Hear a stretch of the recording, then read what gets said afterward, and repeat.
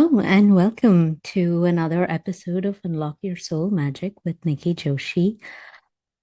Welcome to the Astrological New Year. I'm recording this towards the end of March 2026, and what a ride it has been. I wonder how it has felt for you, but I'm someone who's born in March and I knew the astrology of this year in March was very supportive to being visible and expanded and feeling seen. And I certainly felt all of that. Many of you are new in my world, having come from the Soulful Sales Summit that I recently spoke at. And welcome, a very warm welcome, whether you've been here for just the past few weeks or you've been here for a very long time journeying with me. Thank you for tuning in.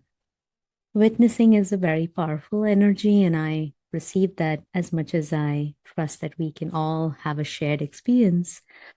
Um, Journeying, getting to see parts of us and feel parts of us through my stories and shares, and I hope to bring on more guests and clients on this podcast. So stay tuned for that. What do I want to share with you all today? Today, I just want to report on my journey is a big intention. Um, I guess I start with presencing, and I think that's such a powerful practice for us all to notice where are we in space and time? How do we feel? What's going on within us? Easy to get distracted by mm, Netflix, TV, the world.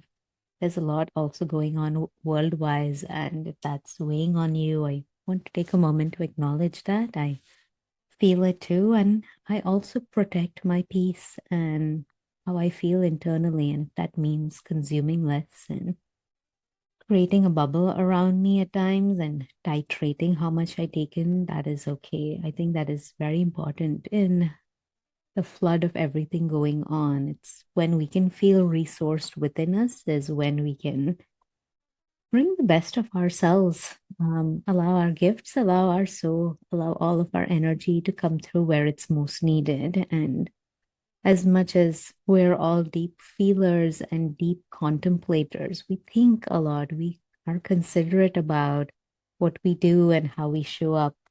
I do believe that um, that can also hold us back in some ways when we think and feel a lot. It's not easy to then prioritize what we need and what we desire and what we want to make happen. And I hope that this podcast is a place for you to learn, to allow all these parts of you to feel normalized. Like if you are someone who thinks a lot and contemplates a lot and feels like I can't get as much done or I haven't achieved what I wanted or there's so much more to do, but I have to be so careful and thoughtful. Know that that's so okay. It's such a gift for you to be that considerate and so aware, so self-aware, so aware of others and what's going on in their world and their lives. And I just thank you for tuning in and acknowledging all these parts of yourself. May you see the gift in those and may you learn to work with those parts even more, with even more ease and even more joy and freedom. So with that, I guess I needed to presence all of our parts. I am personally tired, like tired to the bone, if I can come up with an expression of that sort. It has been a lot to um host a really big meeting at work. I'm talking 200 plus people, a lot of prep, a lot of last minute decisions, a lot of great things, a lot of like, maybe we could have done that differently. As with all things, the mindset of a scientist and treating it as an experiment helps hold things more lightly, I find. So that's how I'm practicing, looking at all of that. And the same is true for my talk, which was so lovely. I had many gifts up for offer, my business reconnection ritual toolkit to my future self CEO activation.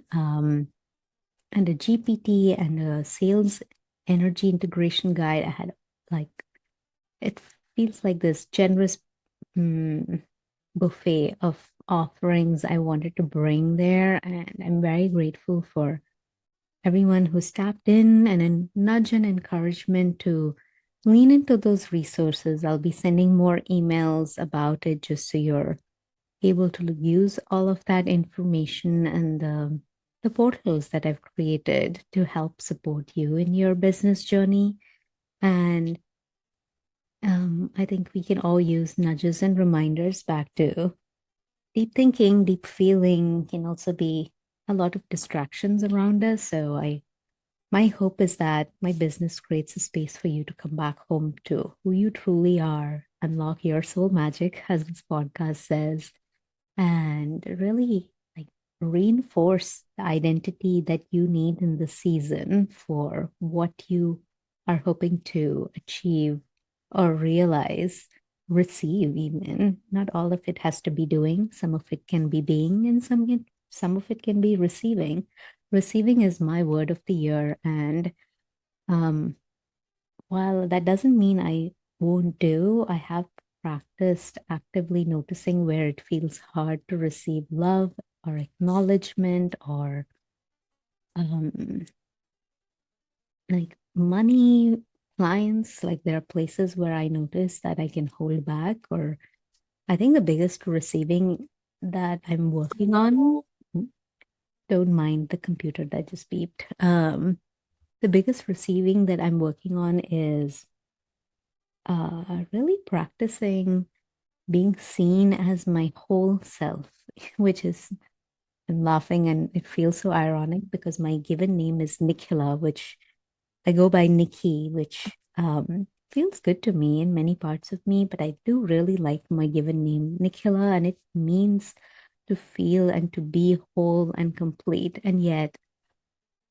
spent a lot of my life feeling fragmented. Like, here's my business, my corporate consultant persona, and here's my helpful um friend and life partner and parent persona, and they're all like separate. And here's my like I can be bold and vivacious and sexy and maybe even a bit aggressive. Like these personas exist, these archetypes exist, we all have them, and yet I keep them in boxes. And especially the one when I started to recognize my magical self, my intuitive self, the self that can tune into so much and be so aware and psychic and um gifted in this way. Like it feels easy and natural, but it didn't feel safe to bring it into work. And um I have been practicing with the support of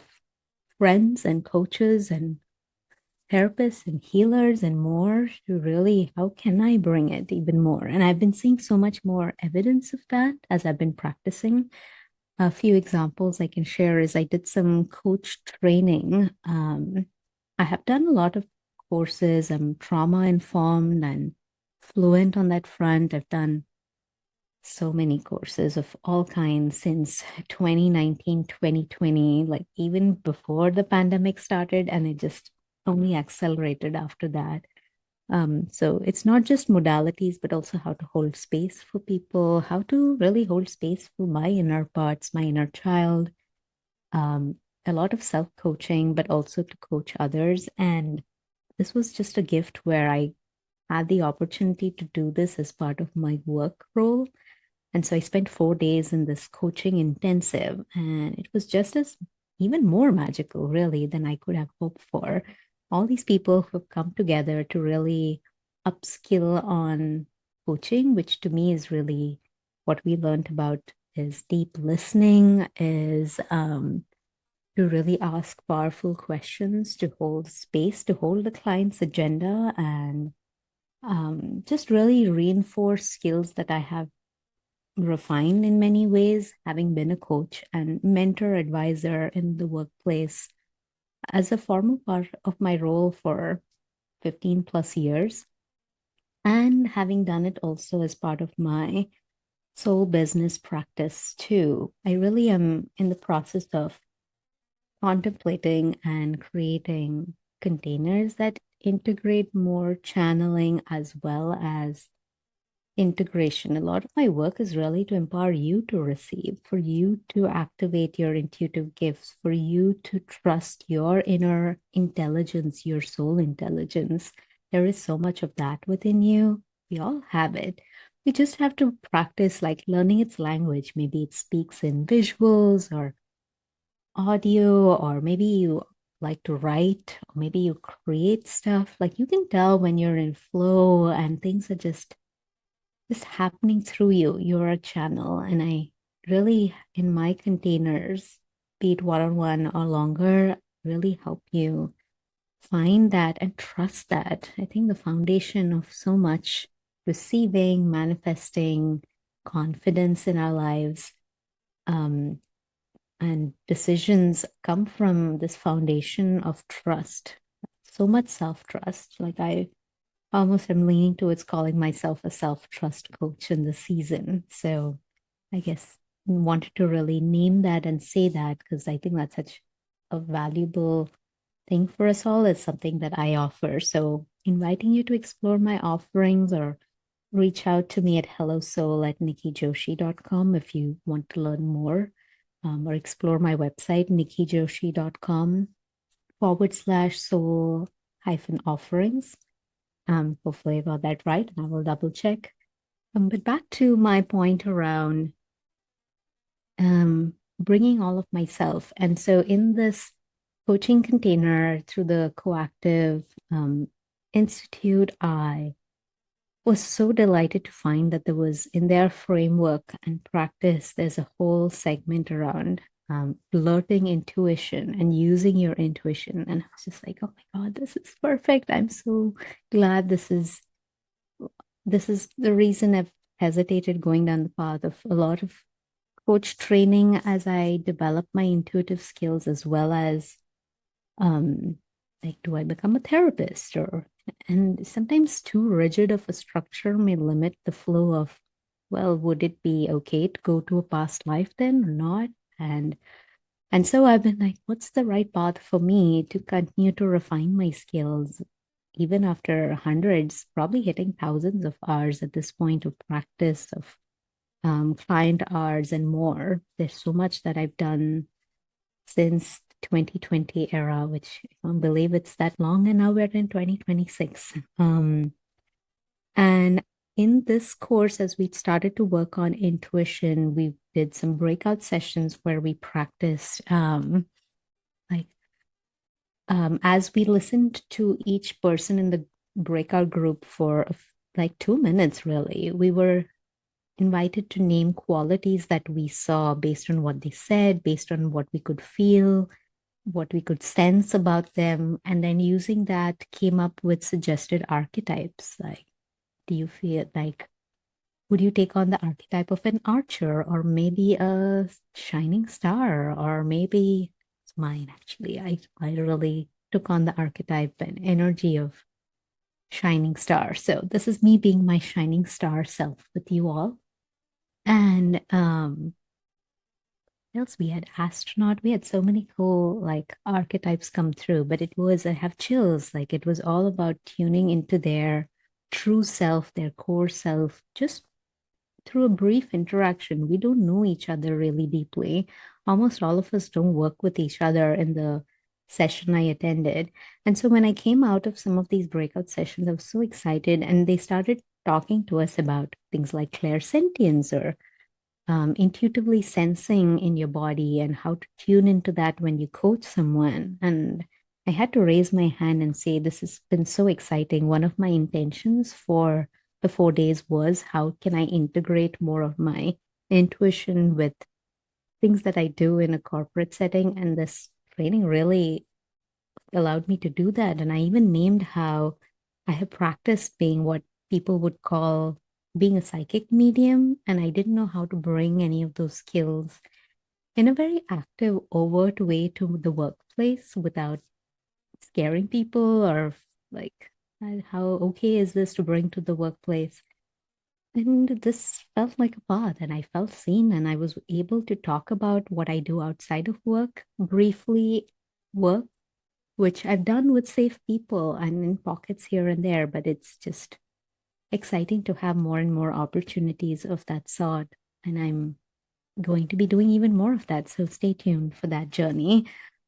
May this be a permission slip for you too. If there are places where you feel like you resist bringing some parts of you or gifts of yours, maybe it's just even, I am so structured and organized at work, and it's so hard to bring it to my home or with my partner or even me. Like, I refuse to bring that level of structure that I have in my job to my business. One, because it is hard for my brain and does create pressure and stress, but it's also something I can be good at if I do it with intention. And so I invite you to explore the inquiry of, like, where are places in my life that would benefit if I were to bring an aspect of me from another part of my life?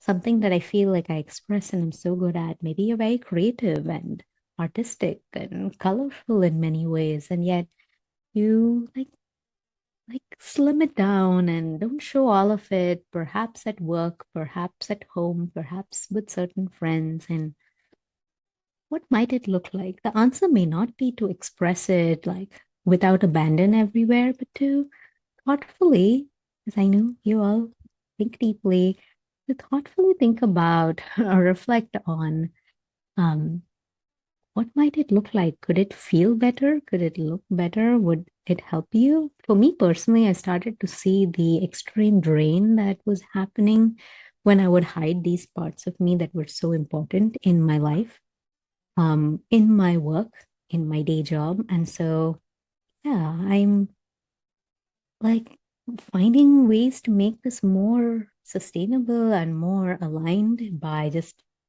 bringing more of me, my authentic self at work. And I just want to acknowledge this may not be true for everyone. This may not be possible for everyone. I know certain workplaces will really like not be okay with that. And you have to trust your instinct, your judgment, your discernment really on what feels right and what feels okay to try. Like, I have been on a 6, 9 month journey now of gently practicing, like, is this safe? Is this okay? Will people be open? Can I do this human design discussion at work and more? And just finding the right people. I think that's so important. Finding the right people and spaces to express something that you want to express more of can be such a gift to yourself. So lean into that, find ways to do that. I so encourage you. It is absolutely worth it, even through the fear, the worry, the scaries that might come up. I'm just sending you a lot of love for that journey of yours and that full expression of yours. We all deserve to express ourselves fully, and the people we're meant to be connected to really want that from you. And wouldn't they benefit from receiving even more of you? So, with that, I feel complete for today's episode. And if you've ever got feedback or questions, you can always drop it if there are comments accessible where you're watching this. Or you can always reach out to me through my email, hellosoul@nikkijoshi.com. Sending you a lot of love and thank you.